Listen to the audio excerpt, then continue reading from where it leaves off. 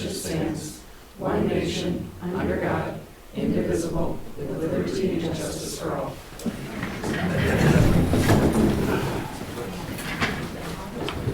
Number 2, we will call to order the March 7th, 2024 Village Board meeting. Roll call shows all trustees present except for Shauna. She is excused. Officials and staff are all present. 4, agenda changes. Are there any? Okay.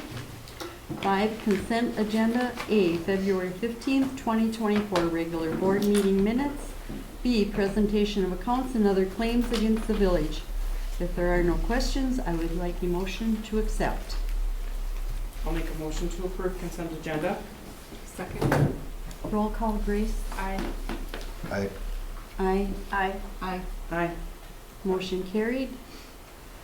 6, pre-registered citizens to be heard. Limit of 5 minutes. Are there any? Julie Vandenhoven.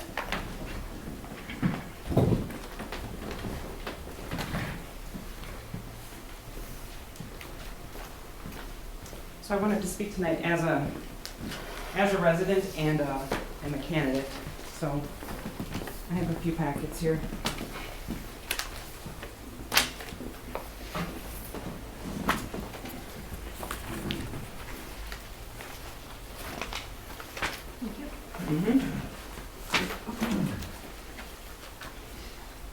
Here's a couple extra. You guys want to share some?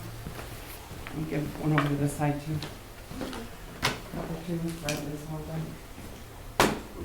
So I speak tonight as a resident and a village board trustee candidate, not as a board member. A post that was intended to help was actually has created several issues. I've received several calls from voters about a recent social media post trustee Jim Moeller posted on February 19th. The post was in a neighborhood group the day before our primary election. There were several screen captures of this post and shared beyond the original post it was intended. The wheel tax statements made in the post are grossly inaccurate. I quote, "The issue has come up 4 times and has been narrowly voted down every time. It's coming up again soon." As a candidate, how am I supposed to respond to these types of statements? To help answer residents' questions, I did a little bit of homework. First, April 19th, 2018. Administrator shares that a wheel tax is a possible source of revenue. Quote, "It was the consensus of the board to have the administrator get more information." No vote, a consensus. May 3rd, 2018. Motion made by Peter Oak and Pat Lunmo to move ahead and initiate a resolution. Again, not a vote to pass or unpass, but a resolution. The ayes were Jeannie Belisle, Al Hobick, Pat Lunmo, and Peter Oak. The nays were Kelly Schleif and Dawn Holbrick. I was absent for that night. May 17th, 2018, no vote, but Peter Oak suggested that the board proceed with possible public hearing and frequently asked questions. June 7th, 2018, administrator states public information meeting about a wheel tax will be at the next board meeting. We're still in 2018. June 21st, 2018, motion made by Belisle and Arndt Vandenhoevel to table the resolution 0-18-8 or 8-18 at this time. There were 4 ayes, Belisle, Arndt, Vandenhoevel, Bolbrick, and 2 nays, Hobick and Schleif. Peter Oak was absent. That was a vote to table. July 19th, 2018, non-resident Jim Clegg spoke in favor of a wheel tax. August 16th, 2018, citizen request for wheel tax to be on the agenda. Citizen asking wasn't present at the meeting. And more recently, September 21st, 2023, wheel tax on the agenda due to a request. Possible referendum, which wasn't advised by legal counsel. In summary of the wheel tax, there haven't been 4 votes, especially any that were narrowly passed. I've had to share this corrected information with dozens of voters and residents in the last couple of weeks. From August 2018 to September of 2023, there was little to no information. Discussion before 2023 only includes 2 current board members that are physically here at this board. Other situations recently to note. During the January 4th, 2024 board meeting, Jim stated that village legal counsel advised him. It was determined that the information was inaccurate and misleading. Several residents were also told this erroneous information from Jim before and after the meeting. Another example, it was mentioned by Jim that the cost to keep the traffic lights on Main and Nash was roughly $80,000 a year. Again, proven wrong. As a candidate, how am I supposed to respond to residents and voters when they ask about erroneous information the night before an election? As a resident, I expect better conduct from our board members. At the very least, board members are required to be honest about board activities. The proof is in the meeting minutes I passed around, and you each have. It is not hard to check your facts. Stop spewing lies to the general public. It is my ask as a resident for all board members to be honest and act responsibly with all residents. Lying is unacceptable. Thank you. Anyone else? No.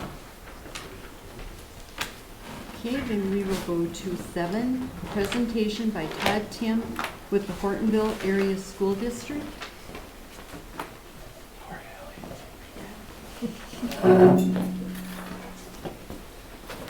Thank you. Thanks for letting me know.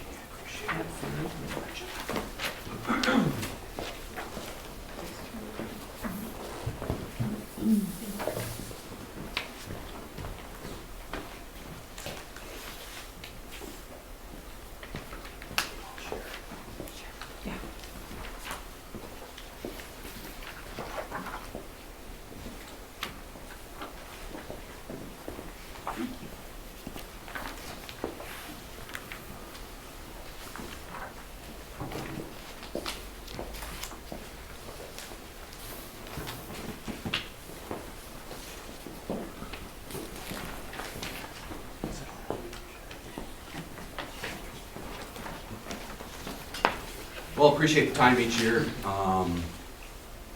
Jeannie, Nathan, appreciate you having me, so thank you for the 10, 15 minutes that I get to spend with you all each year. I like to give you an update on the Hortonville Area School District each year.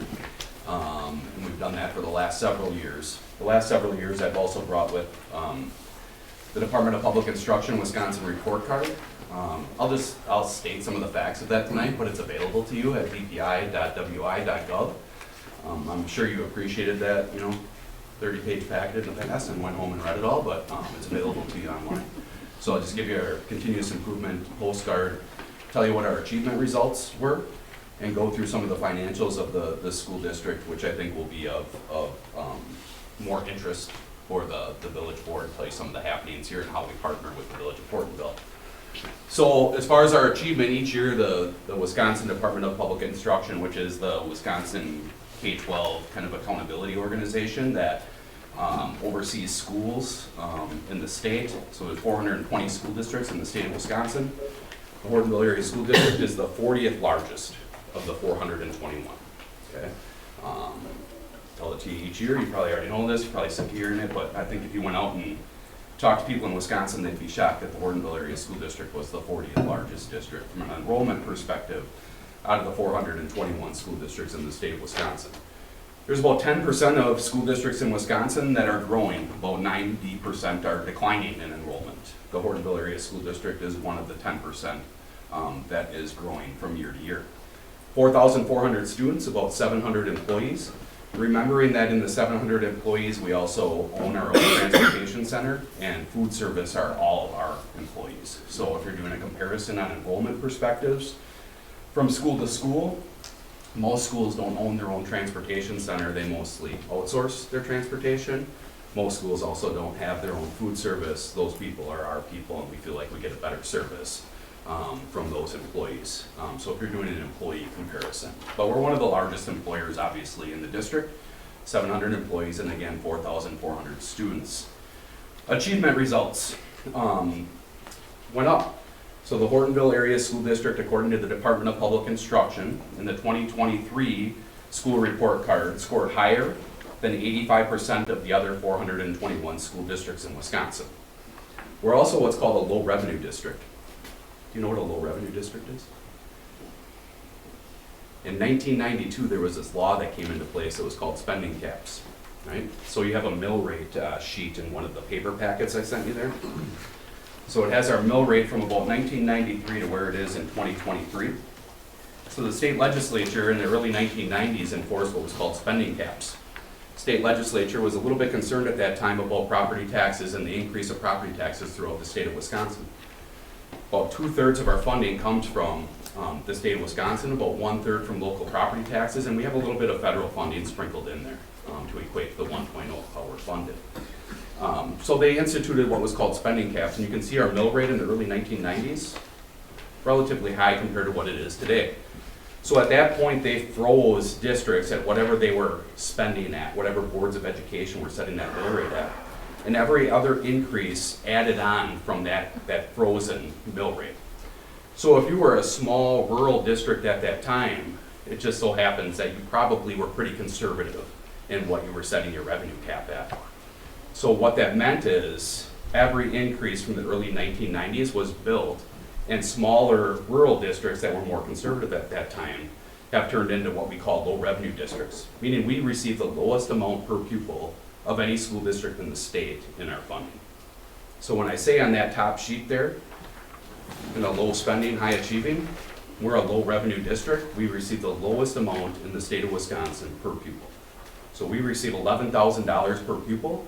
There's some school districts in the state of Wisconsin, like Gibraltar or Nicolay, they receive over $21,000 per pupil. So some double us, okay? Then if you kind of scan that mill rate doc, you see our mill rate over time. I think it's on that second page, right? Mill rate last year was $6.60 on the school district portion of the property tax. Obviously, there's a municipal tax on there, depending on which municipality you reside in the district. You might have a garbage fee, you all have a Fox Valley Tech fee. Our mill rate has been on the steady decline. Some of that has to do with the property value growth from the early 1990s to where we are today. But if you go back and look at 2021, there was an approved referendum. And at that point in time, we said it would have no to little impact on the property taxpayer. And you actually had a significant drop even with the referendum approval in 2021. So in the last couple of years, at least on the school district portion of your property tax, you've seen a stable property tax from one year to the next, 22 to 23. And that prior year, you saw about a 10% reduction in your property tax, even with the approved referendum. So low spending, low revenue, high achieving district. We just also finished a population study addendum. So in prior years, I've come and I've probably talked about the population study that we did several years ago that led up to that referendum. Referendum was the increased space at Greenville Middle School and Hortonville High School based on our population. The most recent population study we did, even though it was within the 15 years of the last one, we weren't really predicting, COVID in the middle of a population study. So we thought it was we'd be more responsible and conduct an addendum to that study. So our most recent study, which was with a lot of cooperation from the village, and appreciated Nathan for the work the village did with MG Ruffers in that study, calls for about 34 new students every year for the next 15. Our prior one was about plus 50 every year for the next 15. So during COVID, we were at about plus 100, plus 120 kids every year. Slower growth is more beneficial to the school district because you're not funded the whole child until they've been with you 3 years. So we get that $11,000 per child, but we don't get that full amount until they've been with us 3 years. You get a third every year. So a kindergartner, we get a third of that $11,000. Their first grade year, we get 2/3 of it. Their second grade year, we get 3. A child moves in, we only get a third of that funding. 4K, we only get 0.6 funding. So when you have jumps in growth that are 100 and 120 and you're hitting enrollment kickers where you need to add teachers, you're adding FTE staffing, and you might not be getting fully funded for those kids at the same time. So slower growth is a little bit easier to plan. And our population study still has us as one of the 10% of schools in the state of Wisconsin that are growing, plus 34 every year for the next 15, which we're excited about. Other pieces that I handed to you is kind of our continuous improvement postcard. That's where we think we're doing pretty well. It's where we think we have some opportunities for improvement. and in some areas where we have a lot of opportunity for improvement. So our workers' comp insurance was a concern a couple of years ago, our mod rate was a concern a couple of years ago. We've made some progress there, but we still have some gaps there that we need to improve on. If you heard of Act 20, the literacy bill, even though we're a high achieving district, 85th percentile in the state of Wisconsin, there's a recent piece of legislation, Act 20, that's going to change the way that we teach reading for our youngest learners. It's going to go back to the way, kind of like I learned to read, old people like me. You all are young, it might have been the new way. But when I was taught, it was more phonics based. So we're shifting, it's a big shift for how we teach our youngest readers. And we think that we're supportive of the legislation, we're excited about the legislation, we think it's going to help some of our struggling readers. Other pieces out of Madison, obviously, we're in the middle of the 2-year budget, which I'm sure you all know pretty well. But we're excited for that next budget advocacy piece where we can go to our legislators and say, listen, we appreciate being a low revenue district, but maybe let's close the gap a little bit. When you're giving some schools 21 grand a kid and others 11, maybe let's help us close the gap a little bit. So we'll be talking to them in that next budget process. How we partner with the Village of Hortonville. So we partner with library activities, appreciate Allie. We do a summer reading program here at the library. Appreciate Allie's work in working with our readers and our kids that come over to the village library. We partner obviously on the fields. Appreciate the work with HYS and the village on the fields that we get to use over here in our softball and baseball programs. We partnered this past summer on the community build at Hortonville Elementary School. And if you were a part of that, thank you. Hortonville Elementary School had a new elementary playground put in this summer, and it allows our kids in wheelchairs to access all of the equipment that kids that aren't in wheelchairs can access. I mean, it's huge for us. One of the populations we're seeing increase the most in our 6 school buildings are kids with medical conditions, serious heart conditions, kids that come with trachs, kids that may need a one-on-one nurse to attend school and have every right to be there, and we're excited to have them there. Kids with other physical disabilities, kids in wheelchairs, and some kids with severe intellectual disabilities, nonverbal autism and such. So playgrounds like the one that was constructed this summer in our community, not just during the school year to use for our kids, but for people to use throughout the summer, and for kids in wheelchairs and kids that have disabilities to be able to access some of that same equipment is really meaningful. And because that was a community build, where our community stepped up to help build that, we saved tens of thousands of dollars versus a contractor coming in and building that playground. So I'm very appreciative to our Hortonville community for stepping up in that project. We also partner with our district safety team. So we do some required drills each year, required by the state of Wisconsin, and some drills that aren't required. So those could be trauma drills, God forbid if we have a death of a parent or a death of a child, so we're prepared for those types of instances. God forbid if we have an active shooter situation.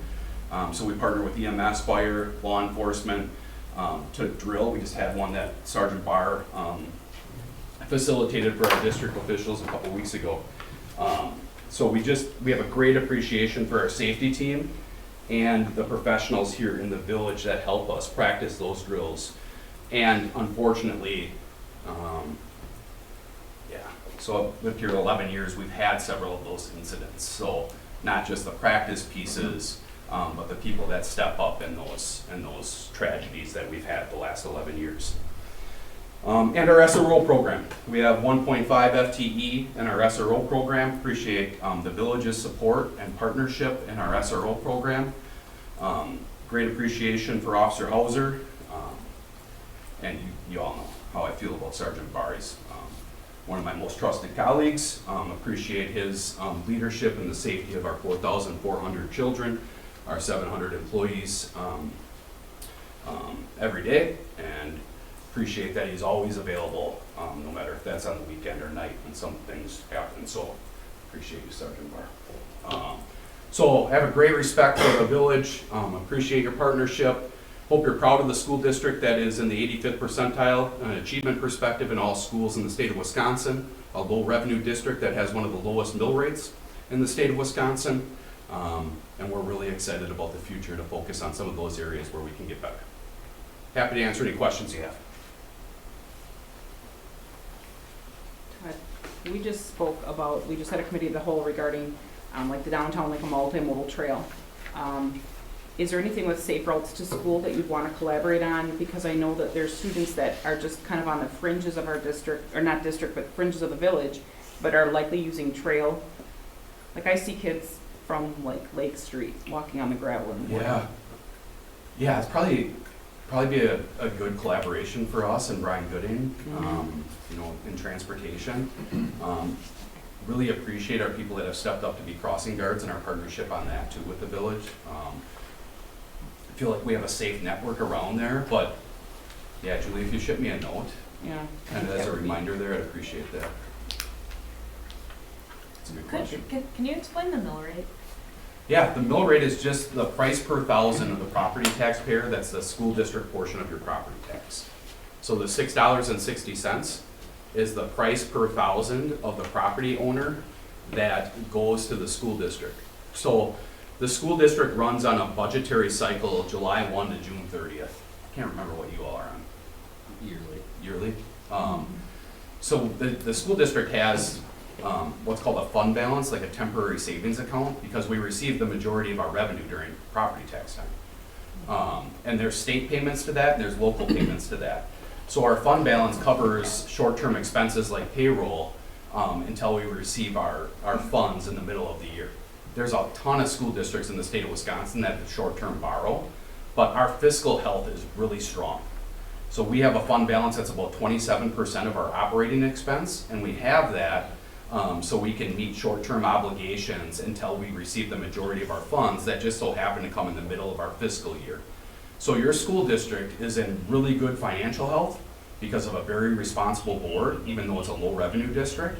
Your school district's in a great retention spot, one of the top retention districts in CESA 6, 32 districts in the region.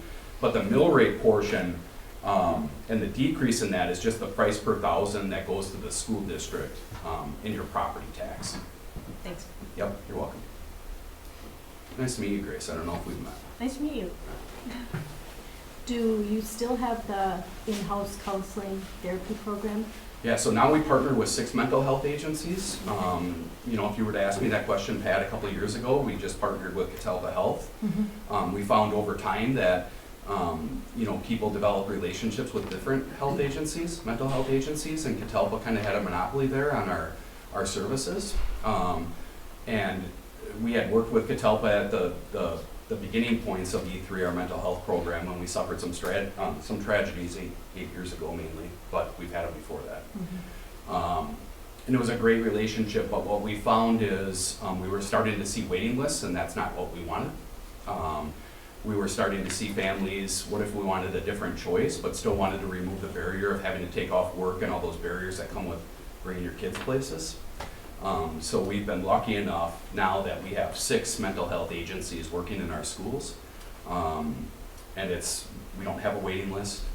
We've removed a ton of barriers, and we've given families a lot more options. So they come right to the school? They're functioning in their schools. Each of our 6 schools are licensed mental health facilities. So the state came in and evaluated our spaces and our confidentiality practices and processes, because some of that information is not allowed to be shared with school unless there's signed releases. So you have to have your policies and practices evaluated. But yeah, the other private school. Okay, great. Any other questions? No? Thank you so much, Todd. Thank you, Jeannie. Appreciate Thank you. everything. Appreciate all of you. Thanks for everything you do. Okay, we'll move to 8, committee reports. A, library board. Pat? We had our meeting the last Tuesday of February. It wasn't a real long meeting, but the majority of it, we reviewed the annual report, which Ally has to file with the state DPI. Am I right, Ally? DPI every year. She's done an excellent job. The first couple of years was quite a feat. Now she's just sailing right through it, and appreciates the change in how her budget is set up too. But great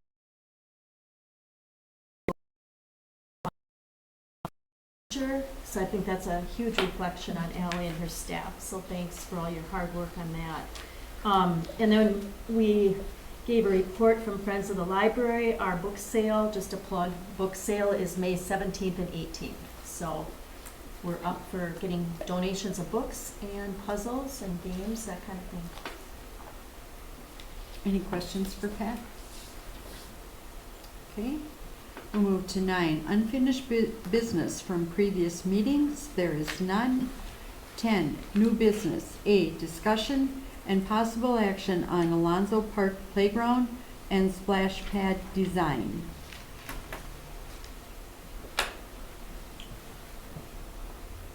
So Aaron and I met with Architecture, and this was pretty much the design that they made up after the public hearing that you guys came up with. What was the theme? Wetlands? Yeah, nature-based theme. Is what got most of the votes. Oh, sorry. Well, one nice thing about a lot of this playground equipment, and Nathan, you can touch on it too, I guess, but just like we just heard, a lot of this playground equipment is wheelchair accessible.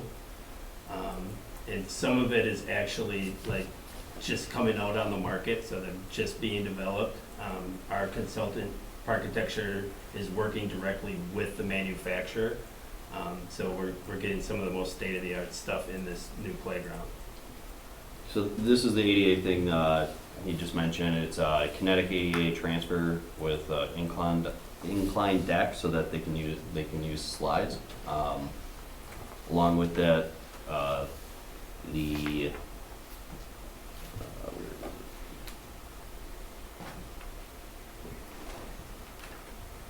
it's kind of hard to see on here, but the whole station is kind of like a relay.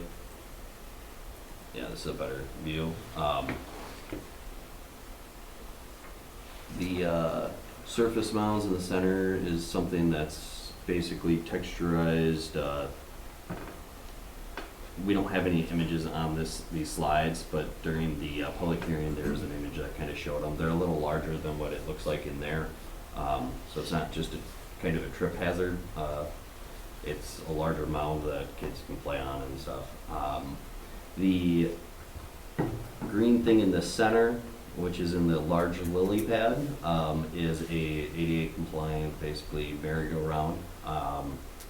As well, in the front, which is on the side pictures here, is some music machines that look like cattails. You go back one.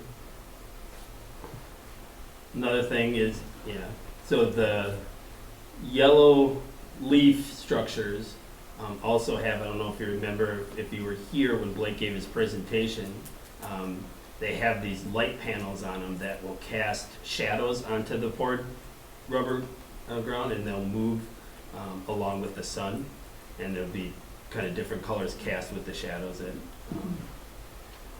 will also kind of give it a cool effect.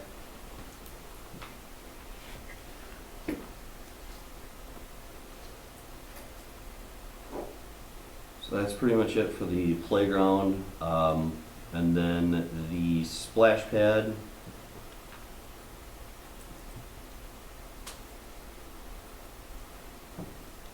Again, it's nature themed, so there's different kinds of cattails and horsetails that there's a dragonfly. And what's neat about a lot of these too is that they're interactive. So on some of the different structures, like the one on the right there, the kids can turn them and like squirt their friend if they want to. They're not just kind of stationary. And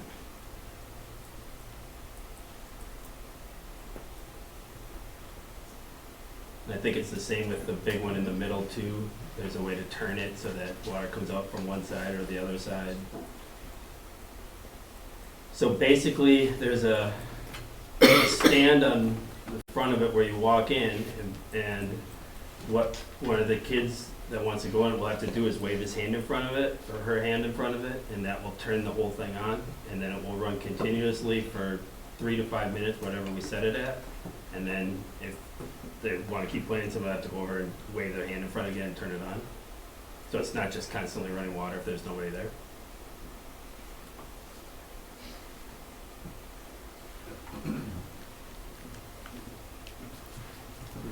One modification we did talk about when we met with our consultant yesterday too is this shows partially poured rubber and partially mulch, and we're going to change that so that the whole thing is poured rubber.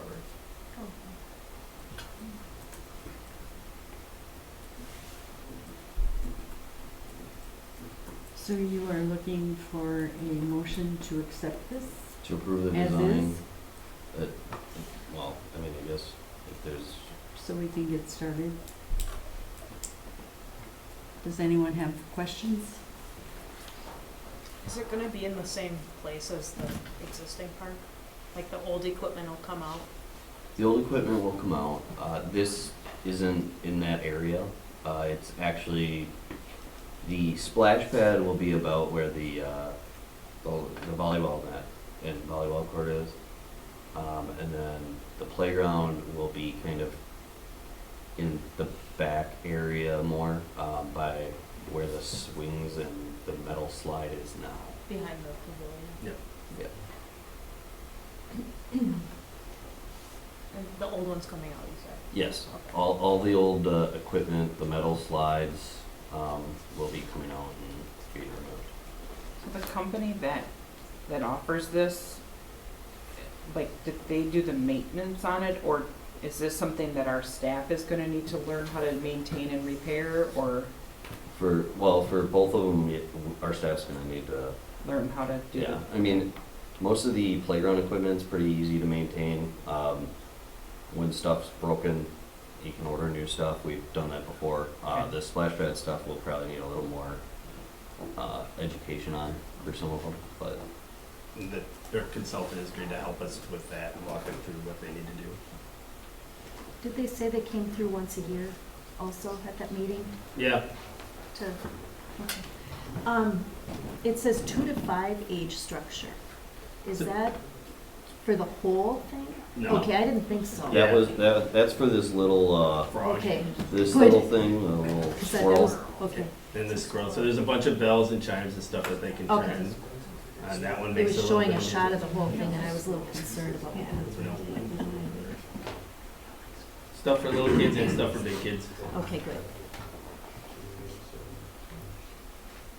Any other questions? Otherwise, we would need a motion to accept this design.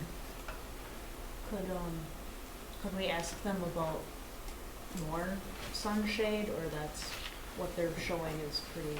So, like, there's, in the design, there's shade on the outside, and there's benches and stuff, but over the structures, there currently isn't. Are you, or do you want it over, are you asking if there's gonna be more in that area? So it doesn't show it on this conceptual, but around where the splash pad and the park are, there'll be shade structures for Oh, people okay, to sit, okay. and get out of the sun. Don't want anyone to burn. No. So does your motion, it needs to be to approve the design by Water, is it Waterplate Interactive? Is that the name? No, it'd be architecture, The architect, architecture, architecture, okay. yeah. I will make a motion to approve the playground and splash pad designed by Parkitecture. I'll second. Roll call, Grace? Aye. Aye. Aye. Aye. Aye. Motion carried. B, discussion and possible action on CU-1-24.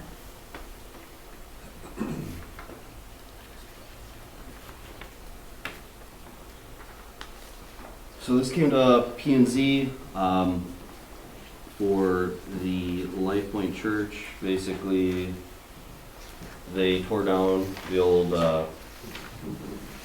building that was in the corner of the lot and are proposing a new community center. In their current zoning, they have to get any additional accessory structures because they're in PI zoning for public institutions. They would have to get a conditional use permit in order to have those accessory buildings or exceed the number of signages that a normal business or person would have on their property. So the Planning and Zoning Committee was just concerned about the water runoff along with some of the neighbors, and so we added that kind of into, they added it into the motion from the Planning and Zoning Commission to make sure that there is a drainage plan submitted with the building permit.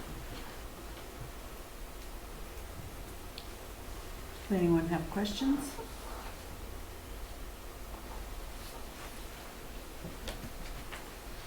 I can make a motion to approve CU-1-24, the conditional use additional building.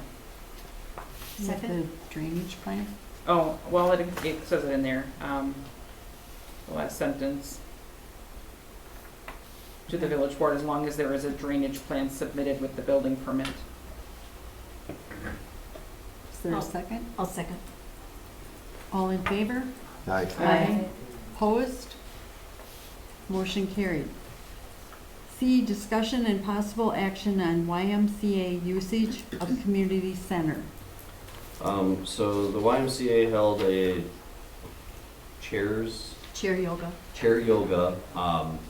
here, I think it was last week or a few weeks ago, and the executive director reached out about continuing to do it in the village using our space. Their request was to be able to use the facility for free.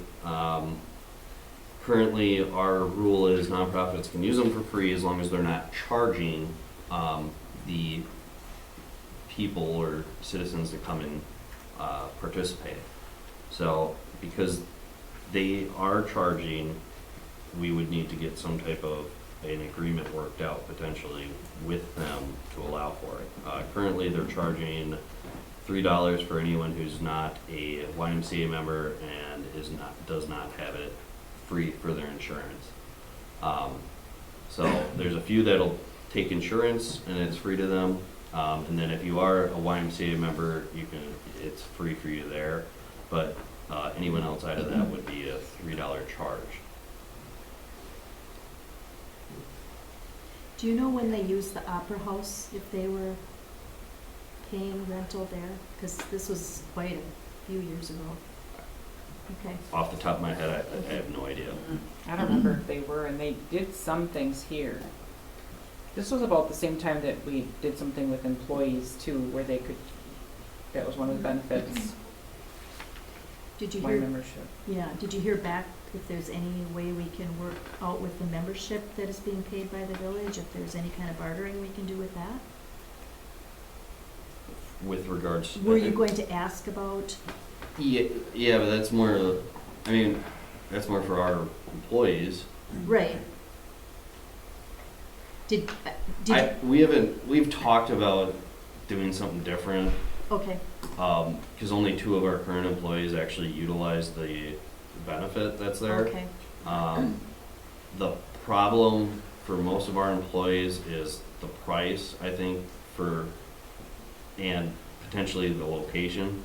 Mhm. I think there's only a few of us that are really coming through that way day in and day out. I think a lot of our employees some live in town, some live in New London, Clintonville, kind of out west more than the east side. So I think that hinders a lot of it, but the price is pretty high per month for anyone over 30.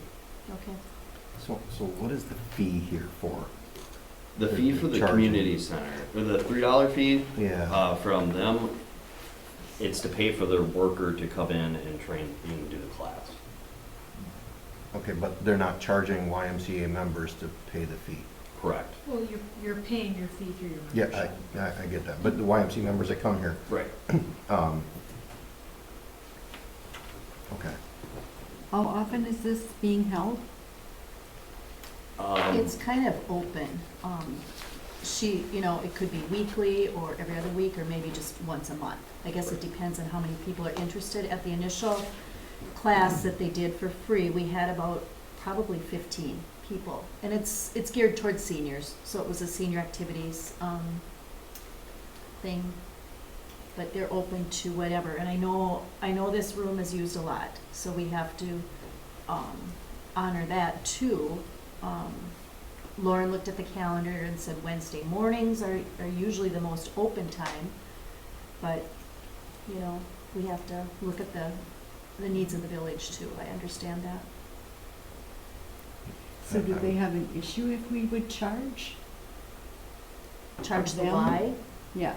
I guess I did not get involved in that discussion. I If don't- we charge them, I mean, it would be like $125 a day that they came in, they wouldn't do it. So And it it wouldn't would be worth their while. No, and it would be for an hour class. Right. Yeah. And, yeah, we normally don't rent the facility during the day. It's really only a weekend rental that we offer because there's so many organizations that are in here during the day that we just can't rent it. Could we try something temporarily, like temporarily letting them use it at no cost because it is part of like a senior sort of activity? And if we find that now it's starting to hinder other things, I mean, could we set it like a sunset date with a temporary, no charge? So it gives us an opportunity to reevaluate that 6 months? Yeah, I think legal wants us to charge at least $1 for liability reasons, is my understanding. Yeah, and Oh. one thing that I do worry about too, you as a municipality have recreational immunity. If somebody's hurt when they go to visit your new park, because that's not a money-making endeavor for us, we're not charging at a gate, your liability is limited.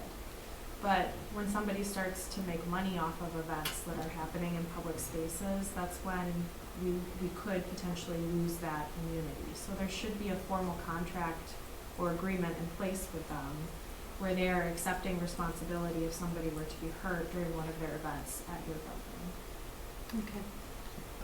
I understand it's only $3, but I'm sort of opposed to the idea of us providing the municipal spaces for free to an organization that's going to charge, just on principle, because it's only $3, but if it was $100 a person or $200, I mean, $3, it's academic, whether it's $3 or $1,000, right? I mean, they're still charging for a service that, using a space that the residents already pay for. So I guess just on that alone, I would be opposed to it. I mean, if it's only $3 and they're already providing it to the YMCA members, but they're looking for some place to be able to do it, you know, I mean, my personal opinion is that if they don't have the space at the YMCA to do it, or they can't get the people there, and they're trying to go somewhere else, and we're gonna give them the space for free, if the residents wanna come utilize that space at the same time, they shouldn't be charged. Just to clarify, Jim, we sought them out. Yeah. So, Yeah. you know, this was something that came up in the survey that people wanted, so I contacted the Y to see who they had, because I asked around to see who taught it, and everybody kept saying, oh, the Y does that, the Y. So they didn't seek, Yeah. I don't know that they need them, but they said they would come here. So I don't know how they would feel about having to pay a fee. I totally get it, though. I hadn't thought of the liability aspect. Yeah, and I'm not saying that you need to lease the space for some astronomical amount. But Right. there should be a formal agreement in place, and there Okay. should be some consideration for that exchange. Okay. Could it be done at the Opera House?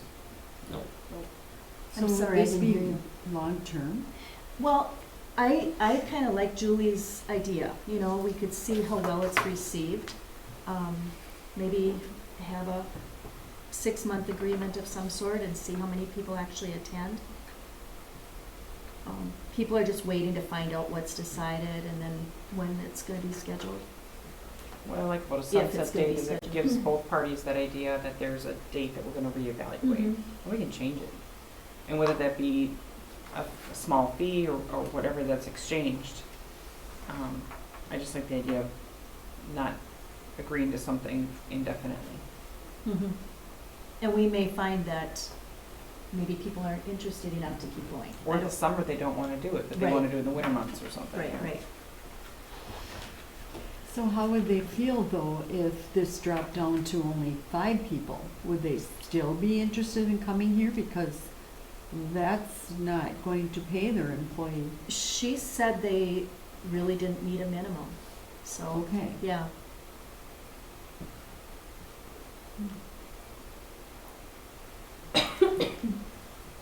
I still have the same objection. I don't know what we do to the next person that comes along that wants to utilize the space for free and then charges. What do we tell the next people, that we don't allow you to do that? What do we charge the Cub Scouts or the Girl Scouts? Nothing. Nothing. And do they have to pay a fee to be in the Scouts? They have to pay a fee to be in the Scouts. They don't have to pay a fee for an activity that they're doing. They pay a membership fee, just like at the Y, but they're not, when they come to the meeting, they're not paying to participate in something. But if you're a Y member, you get this at no charge? Correct. If And anybody if else somebody goes to a Scout comes- meeting, they go for free too. If somebody comes that's not a Y member, they can look at their insurance, because it's like, if you've heard of silver Yeah. sneakers or things Yeah. like that, you can get it covered. So, there's that. I mean, I would be okay if they found a way around having the fee directly to whoever is utilizing the facility. So if the fee was based on, the YMCA has to have insurance, right? If you're not a member, you're not covered under, if you get hurt, something like that. And they said, okay, here's a third party charge, you have to pay these people so that way you're covered and you can come to the class for free. But I still have the same objection about utilizing a municipal space to an entity that's going to charge. I understand, I really like the idea, but just on principle, I have a problem with, because I know the next one that comes in that's gonna charge, we're gonna have to look at it and say, well, we'll let the YMCA charge, so we should look at letting you charge for something. And where do you draw the line on that? Either you do allow people to charge that use our space for free, or we charge for the space, and then people can utilize it for something that they're gonna charge for. Does the attorney, so have you had other municipalities that have run into this? What was this, so let's say another municipality that you guys do legal advice for, is there sort of like an idea of how they did, like $1 or however that was? No? No, those are political decisions. Yeah. There are some municipalities that, maybe they're gonna have like yoga in the park or stroller strides or something like that. They're gonna expect you to have a permit. They're gonna reserve a certain section of that park for you to use during those times. And where they set those fees really depends on, I guess, what it is that they think is fair. And the dollar that you're It referring? becomes Sorry. an issue when you have numerous organizations that are interested in using the same space at the same time. And that could be a bridge that you cross when you get to it, or you might anticipate that as a problem and say, no, we're not looking to lease out public space at this time. But from a legal standpoint, we can make almost anything work.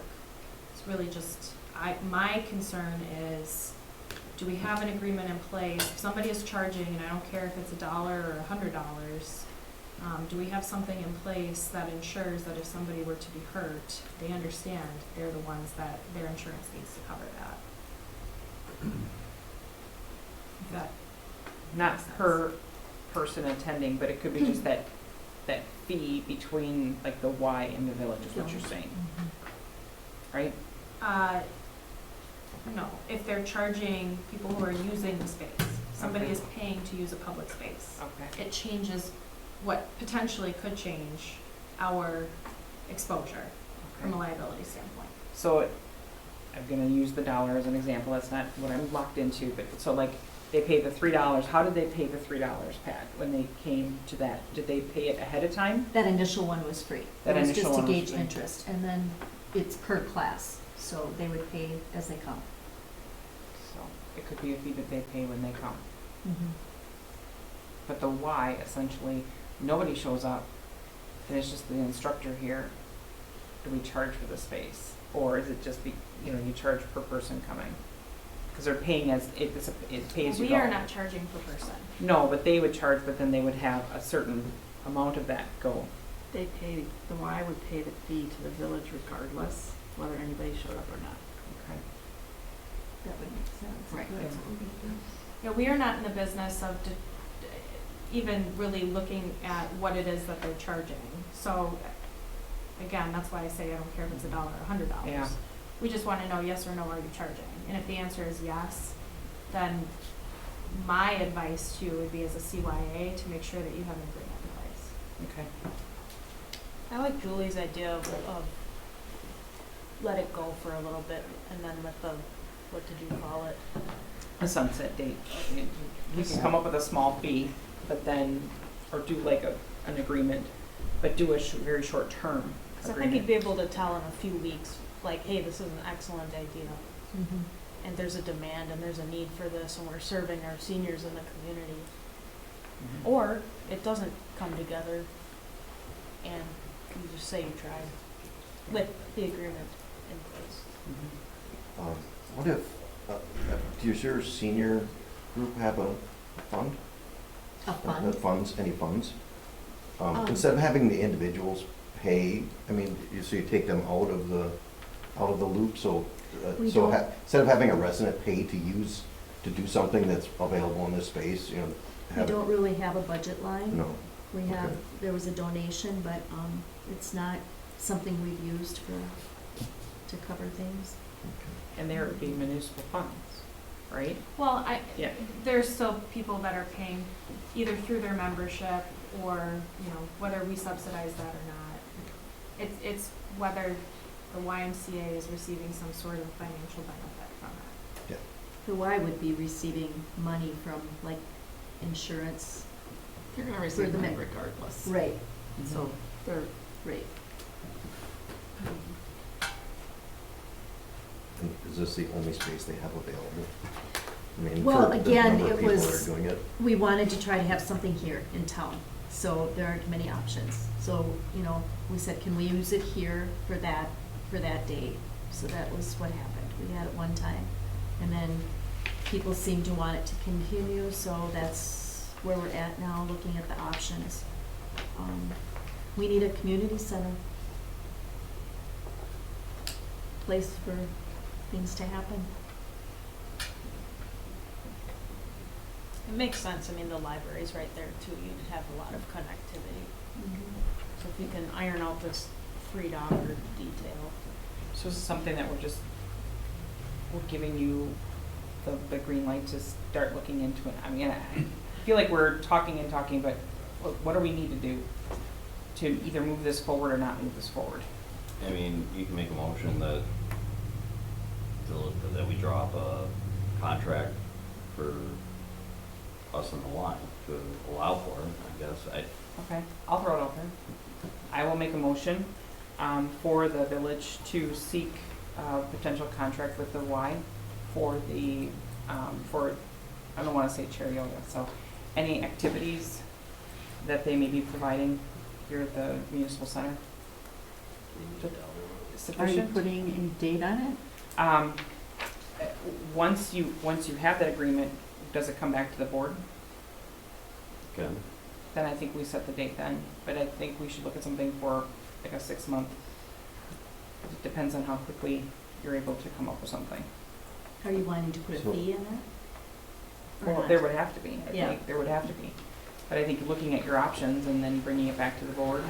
I want to be clear about that. Okay. I want there to be an exchange. There needs to be consideration for, think of it like a lease agreement, because in essence, that's what it is. So when I said, for $1, that's sort of an outdated way of drafting contracts, but oftentimes we'll say for $1 and other mutual consideration, as set forth herein. I want to have something in writing that says, we are receiving a benefit and you are receiving a benefit, and so this is a mutual I get it. sort of understanding. Okay. Do we actually need to collect $1 from them? No. Okay. But we want to know that they're insured and that they understand that they will indemnify us and that they will be responsible if somebody is hurt. And I think setting that deadline of 6 months or a year or whatever, they might reject it, but we can get it drafted that way and see what their response is and bring it back to you.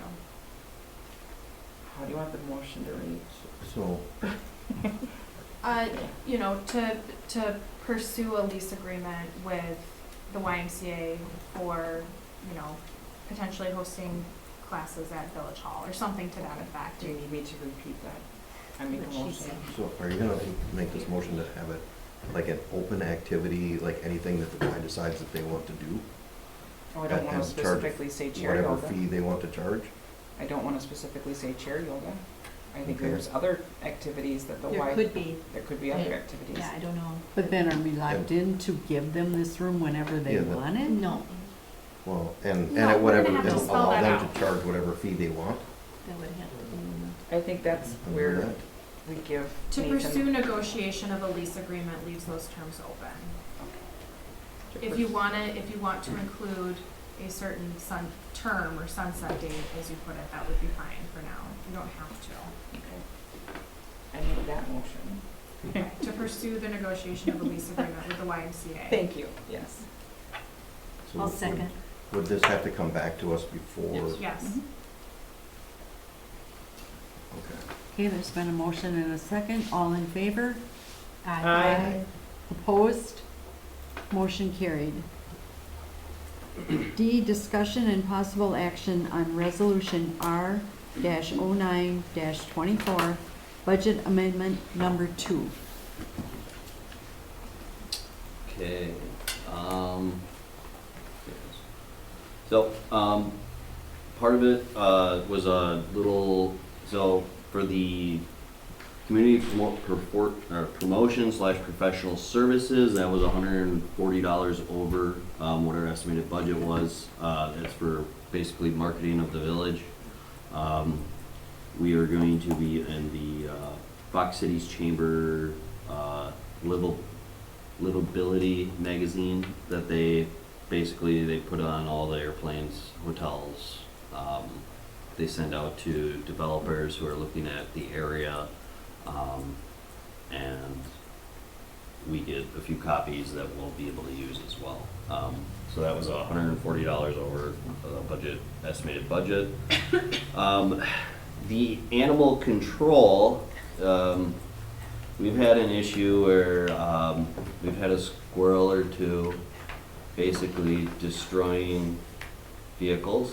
There's been, my vehicle had $4,000 damage, got repaired, got destroyed again, and had another $8,000 of damage, which is still being repaired now. And basically our library director has a good amount of damage in hers, but hasn't wanted to pay the insurance company yet to fix hers. So mine didn't drive the first time, and this time, so we hired on a animal control specialist to try to mitigate the problem as much as possible. That's why if you come here during the day right now, about 90% of our staff is not parking in back because of that. You need to stop feeding them. Clearly, they're after my Wires. my wires. So seriously? It's your personal vehicle? Yeah, Okay. I wasn't it sure. was if you within had 2 one. weeks of got my first one fixed. I'm getting the estimate tomorrow online here too. Yeah. So Jane's got a little bit of damage, and then Lauren had a little bit of damage on hers. There's great ones. So So you need a motion for a budget amendment, which would then put money in the animal control and. correct. I think the amount was around $2,200 for the animal control specialist for 7 days for 7 traps to monitor 24/7. All right, I make a motion to approve R-9-24, the 2024 budget amendment. Second. Roll call, Grace. Aye. Aye. Aye. Aye. Aye. Motion carried. Okay, we'll go to E, discussion and possible action on Xylem quote for UV disinfection bulbs and bulb cleaning for wastewater treatment plant. So this is over 5,000, but it's basically to replace some of our UV disinfection bulbs and also to do a bi- or tri-annual cleaning of some of the bulbs that are in there. And that's part of the sanitary sewer facility processes to basically clean the wastewater through UV. So the total is the 10,234.27? Yes. Okay, I will make a motion to approve, is it Xylem? Yep. Quote for the UV disinfection bulbs and bulb cleaning for wastewater treatment plant in the amount of 10,000, I just lost it, 234.27. I'll second. Roll call, Grace. Aye. Aye. Aye. Aye. Aye. Aye. Motion carried. F, discussion on video and sound system for community room.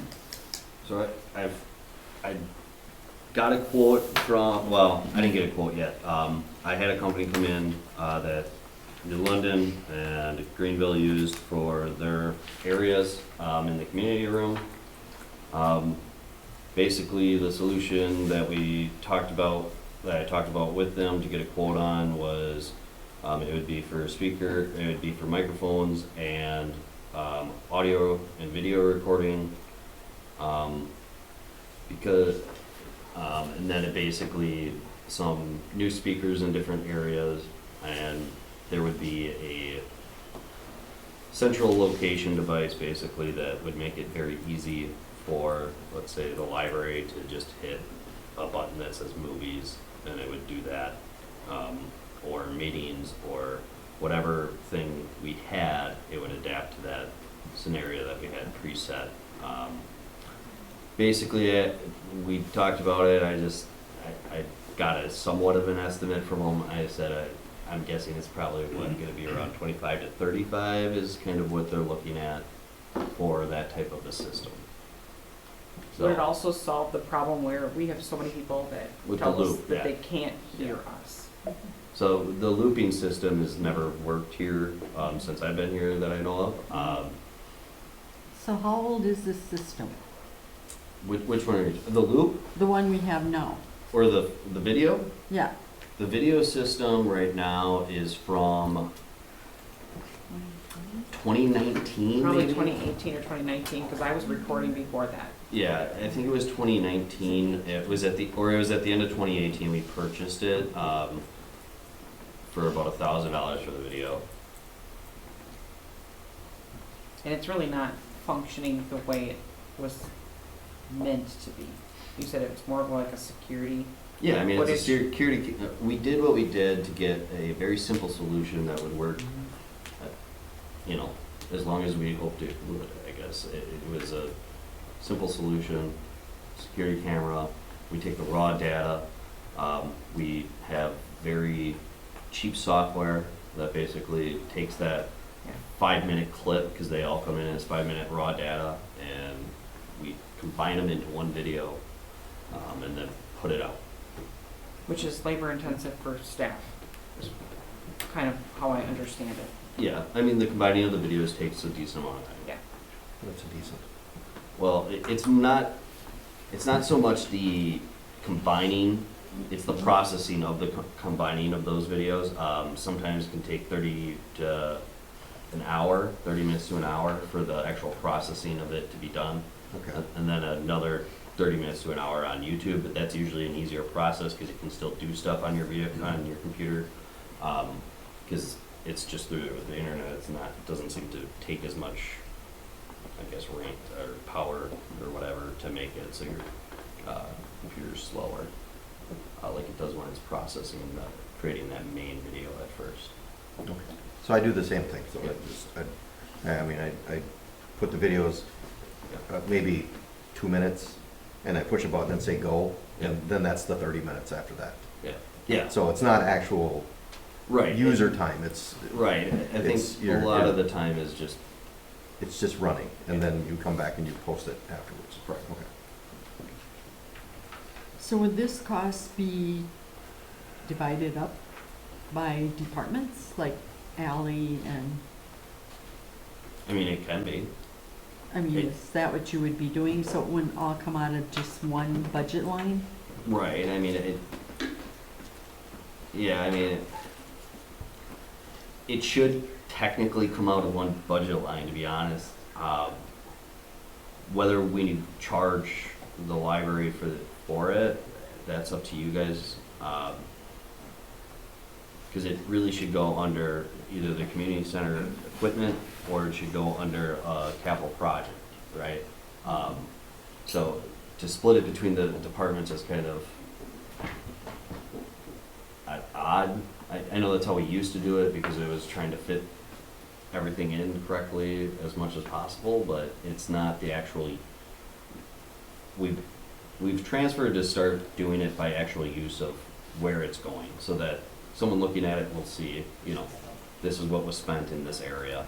Now, if we wanted to amend the budgets in those other areas, that's probably how I would say we'd do it, but I think for paying for this, you'd probably be taking it from a reserve fund, to be honest, or contingency. There's 18,000 in contingency, and that's it. But that's usually better off for things that aren't as predictable, I guess, like the squirrels that helped with the contingency and pay for that. But I would probably take it from reserve funds, would be my suggestion, if you guys wanted to go forward with it, amend the budget again. So what else are you looking, I mean, because we talked about this before. Right. Right? And we talked about this like, you know, we don't need a Cadillac system, you know, $25,000 to $35,000 to record these meetings is excessive, from my perspective. I mean, I can see a lot of places where $25,000, $35,000 would have a significantly bigger impact in the municipality than to get a you know, that much better of a recording. I mean, I think when we discussed it last time, we said, you know, see if you can get something that's like under $5,000 was the instruction, if I remember correctly, something in that range. No, Doesn't it also help with the the? instruction was just to try to Get something. okay, Okay. and see where it's at, and that's why I'm getting a quote. Okay. There's things you can, like, what we talked about, what I talked about with them would be basically everything we would need for the room to function going forward, for, you know, if you had speakers or a bunch of different things. So there's some things that could be kind of cut out to reduce costs still. It's still gonna be high.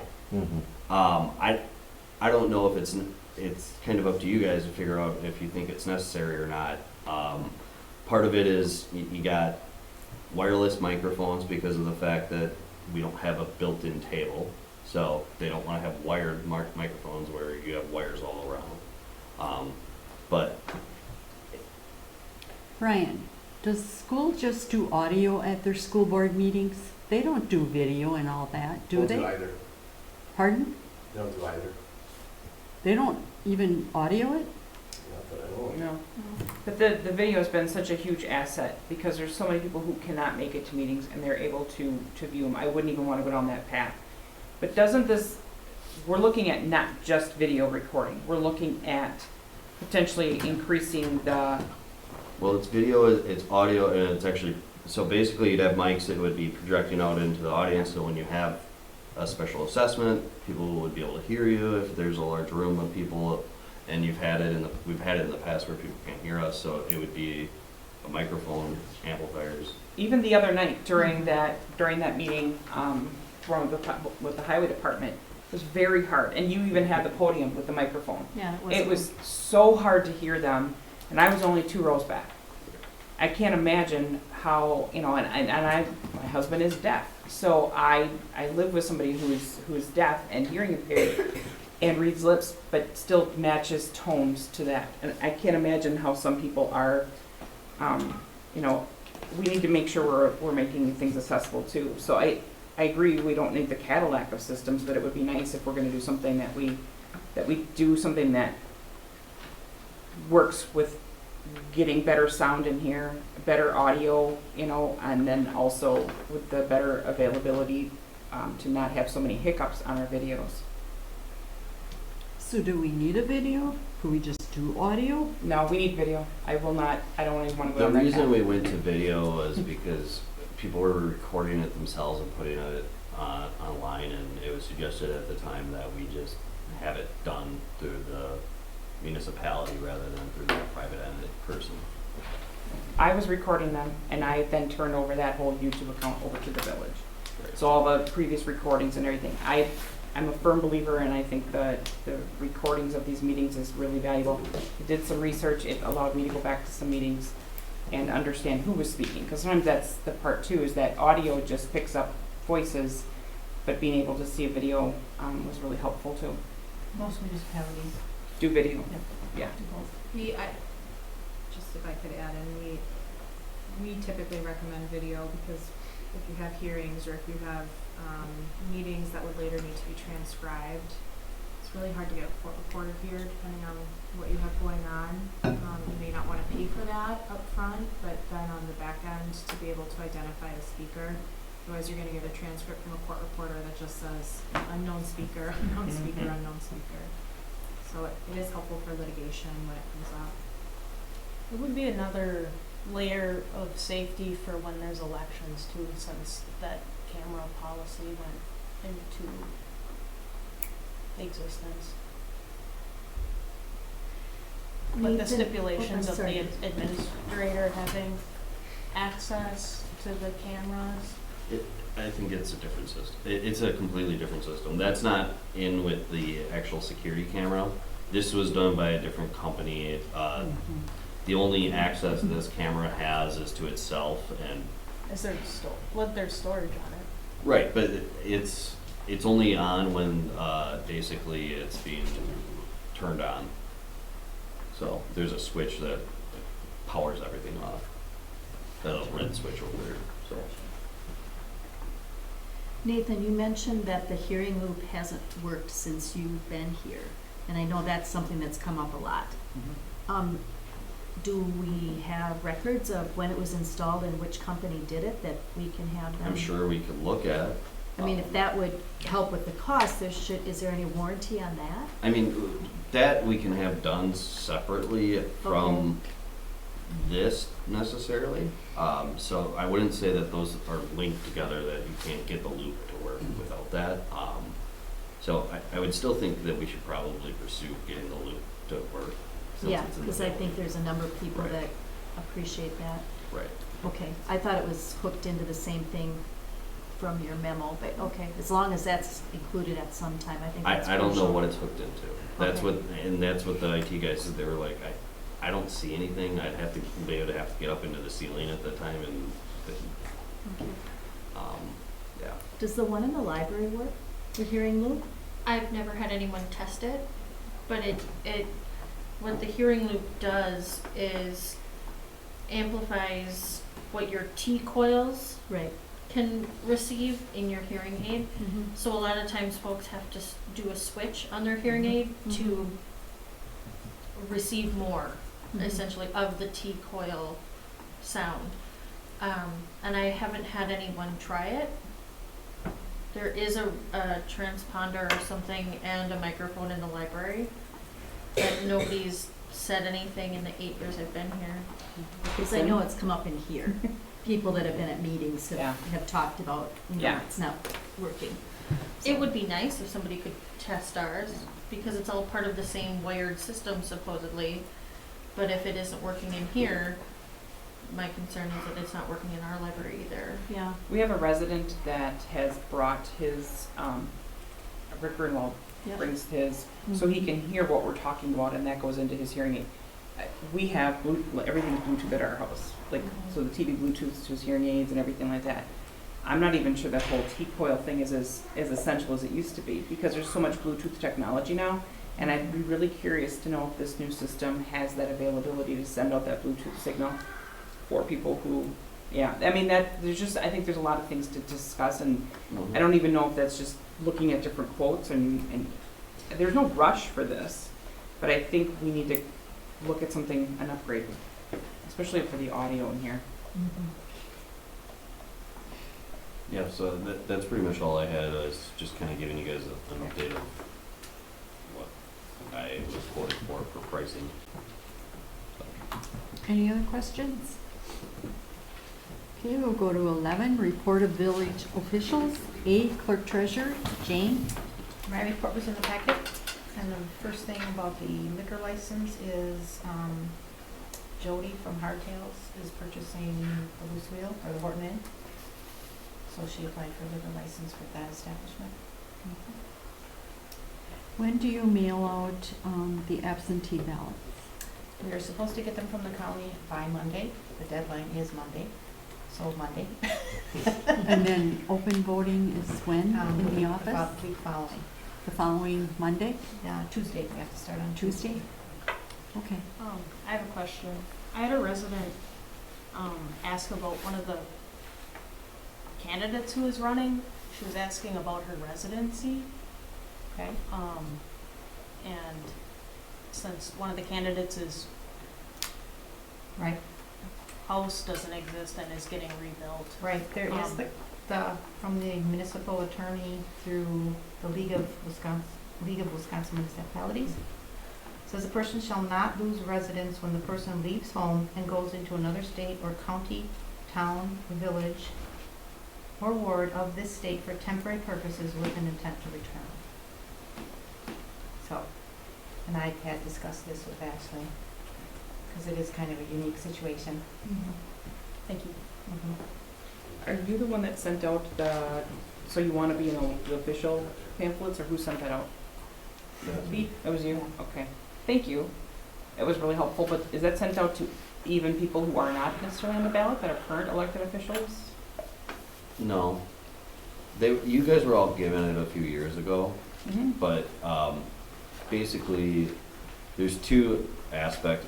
You guys got I think, the other one that's more for newly elected. So there's two of them that the league puts out that we're gonna start doing. It just basically gives a background to any of the candidates about municipal government. And then there's, like I said, there's another one that kind of goes in a little more detail on other aspects of actually being elected. I think that'd be really helpful for even some current members on the board, just to have a Yeah. refresher. We can bring them in. That'd be great. We'll have to check our stockpile and make sure we have enough for them all, but. Okay. But thank you for sending those out. That was Yep. nice. Any other questions for Jane? Okay, we'll go to B, Director of Public Works, Aaron. My report was in the packet, and I guess I'll just add to, in case anybody has got any questions from residents, but you'll notice that we did do a significant amount of tree removal at Alonzo Park, and that was because most of the trees that we took down were infested with emerald ash borer. There's more trees coming back too. Yeah. As part of that playground and splash pad design that we looked at earlier, there is going to be more trees that come in to replace those two. Any questions for Aaron? Okay, we'll go to C, Police Chief, Chris. My report is in the packet also. Does anyone have questions for Chris? Okay, we will move to D, Library Director, Ally. I distributed my packet to your spots before the meeting started. Some things that I want to highlight is that we will be looking to fill a part-time position at some point. It's on our radar, but we're not quite sure when that will be happening. We're full on planning for our summer stuff right now. We have a carnival coming up in June at Commercial Club Park. As of this afternoon, 3 food trucks have confirmed that they will be there, so it'll be a carnival and food truck rally combined. Quite excited about that. We had a good turnout last year, but being at the park, I believe, is going to help with a lot more participation. I've listed off some of our summer performers. The Snake Discovery program is actually coming in from Minnesota. It's my personal favorite. I'm pretty excited about that one. The book sale is listed there, but Pat touched on that. I have our 2023 wrap-up statistics, and that is because the library board approved our annual report that I have to send to the DPI. So the first part of that shows that we have an increase in non-resident circulation to residents who live in our county, but their municipalities don't have a library.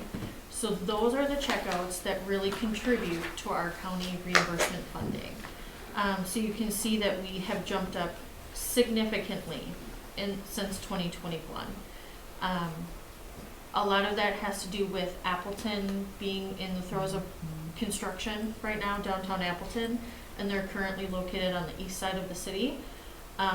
So we are collecting a lot more Greenville, Grand Chute, and even City of Appleton folks driving out here, really hoping to woo them with our charms and keep them here.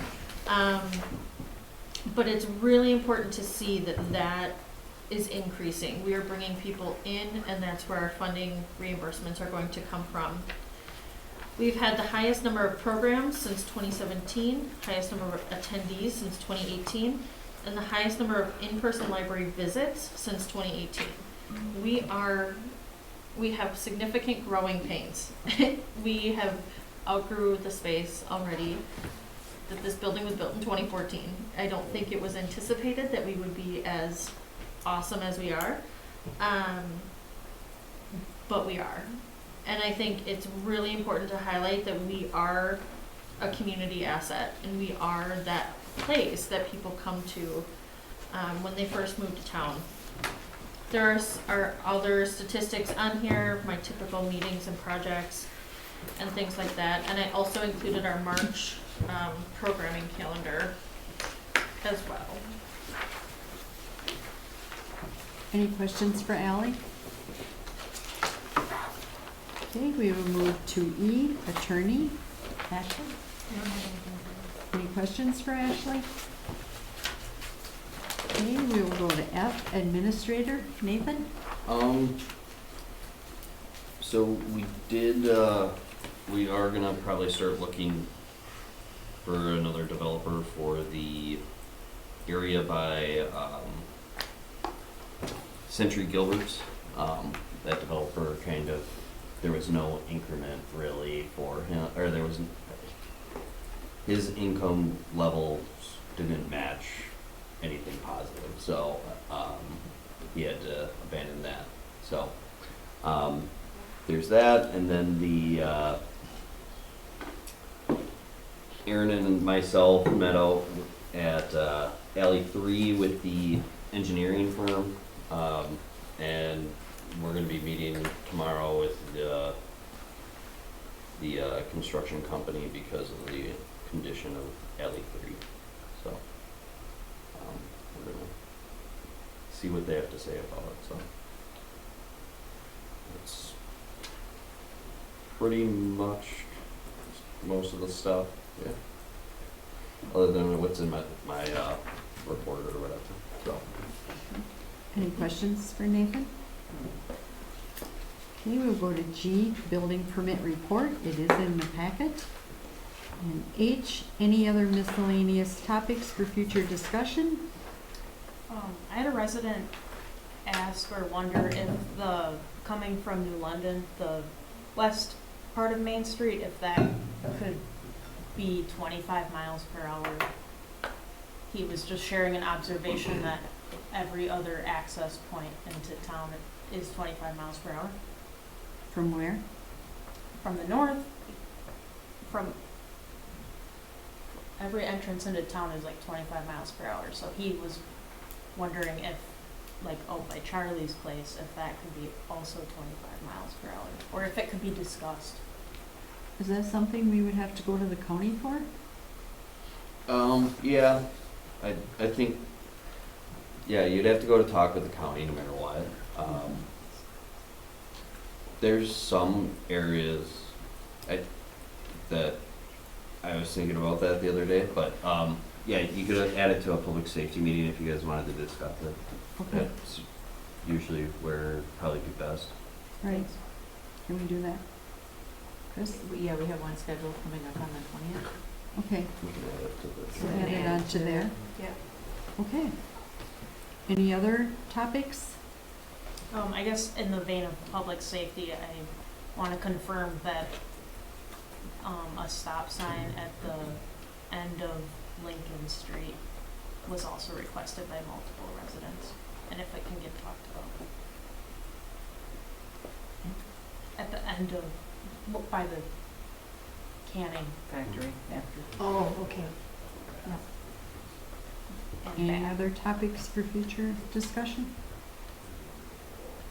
Okay, we will move to 12, communication and miscellaneous business. A, Black Otter Lake District News. Jane? No, nothing new. Okay. B, Hortonville, Hortonia Fire District News. Jim? There's one. And C, Gold Cross Ambulance Run Report and News. It is in the packet. D, Hortonville Civic Association. Jane? Nothing new. Okay, and then E, Senior Activities Committee. Pat? We had our potluck and movie this past Monday. And this coming Monday, we have coffee and conversation. Rebuilding Together is coming.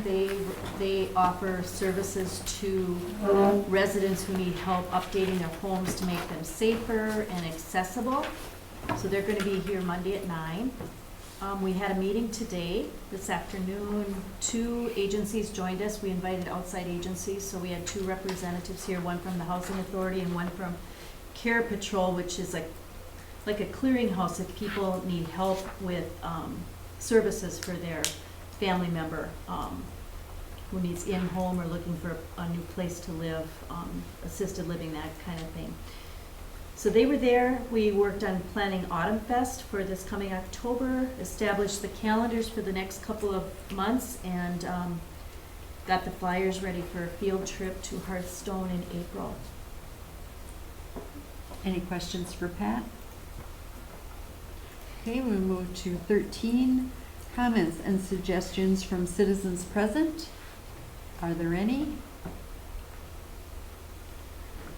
Okay, then we will move to 14. I would need a motion to go into closed session.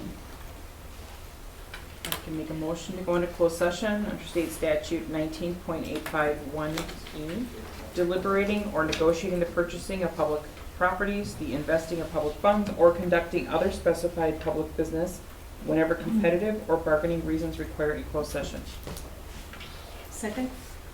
Roll call, Grace? Aye. Aye. Aye. Aye. Aye. Aye. Okay, motion carried. 15, we would need 5 minutes recess to clear the meeting room. 18, any action on matters discussed in closed session? There is none. 19, I would need a motion to adjourn. I'll make a motion to adjourn. I'll second. All in favor? Aye. Opposed? Motion carried. 8:46.